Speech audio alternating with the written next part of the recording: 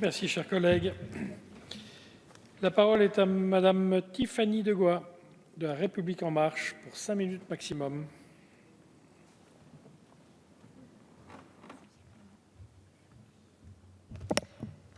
Monsieur le Président, Monsieur le Ministre, Madame la rapporteure, chers collègues, la proposition de résolution que nous examinons aujourd'hui s'inscrit dans la continuité du plan France Très Haut Débit. Lancé en 2013, ce plan, unique en Europe, prévoit la couverture de 80% du territoire en fibre optique d'ici 2022, avant une couverture intégrale en 2025. Un objectif intermédiaire est fixé pour la fin de l'année prochaine, assurant une couverture numérique avec un bon débit dans tous les territoires.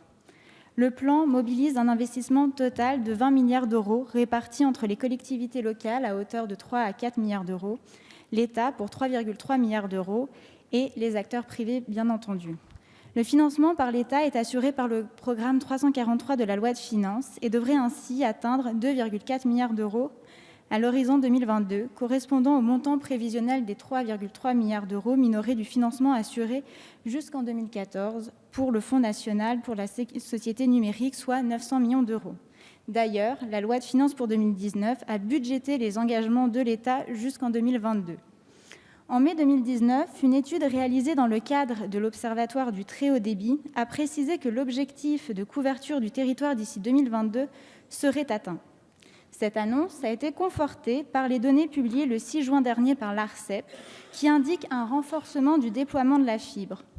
Au 4e trimestre 2018, près d'1 million de fibres optiques ont ainsi été construites en France et ce nombre s'élève à 899 000 pour le premier trimestre de cette année. Ainsi, plus de 14 millions de locaux, c'est-à-dire particuliers, entreprises, administrations, sont désormais éligibles aux offres fibres, soit une hausse de 32% en un an, et 20,8 millions de locaux sont éligibles à des services à haut débit, toutes technologies confondues. Comme vous le savez, chers collègues, le numérique est une opportunité majeure pour l'attractivité des territoires, permettant de moderniser les services publics et d'offrir aux habitants la possibilité de travailler à domicile, pour soutenir les entreprises dans le développement de leur activité et par conséquent renforcer la compétitivité de notre économie et l'attractivité de la France. Pour la révolution technologique que nous connaissons et qui va s'intensifier au terme d'innovation grâce notamment à l'arrivée prochaine de la 5G. Si chaque jour, 13 000 Français sont raccordés à la fibre, le rythme élevé de construction de prises fibres doit être maintenu afin de remplir les objectifs fixés. Puisqu'à ce jour, environ 45% des Français n'ont toujours pas accès au très haut débit.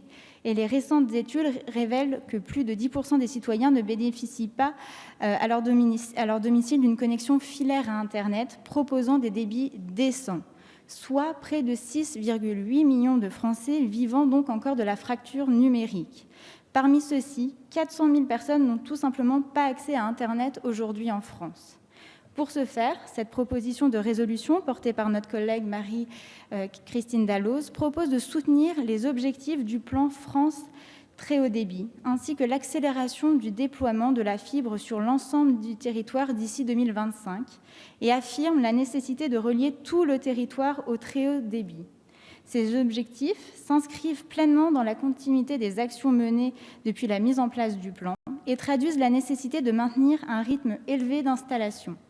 Cette proposition de résolution vise également à évaluer l'efficacité des sommes allouées à la couverture numérique du territoire et les données publiées trimestriellement par l'ARCEP constituent déjà des indicateurs de performance qui permettent de suivre l'avancée du déploiement de la fibre en France.